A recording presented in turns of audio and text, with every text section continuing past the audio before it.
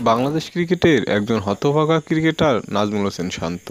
প্রতিবারই দারুণ শুরুর পরেও মাঝপথে এসে খেই হারিয়ে ফেলেন এই ক্রিকেটার। এবারও তার ব্যতিক্রম হয়নি।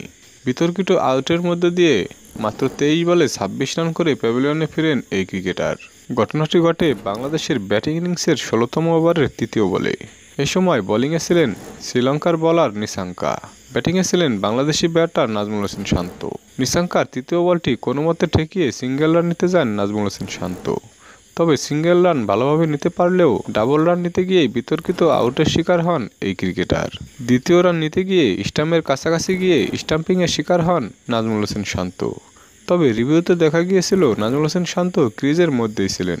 তবুও থার্ড আম্পায়ার শান্তকে আউট ঘোষণা করেন, যে কারণে মাত্র 23 বলে 26 রান করেই প্যাভিলিয়নে ফিরতে হয় নাজমুল হোসেন শান্তকে।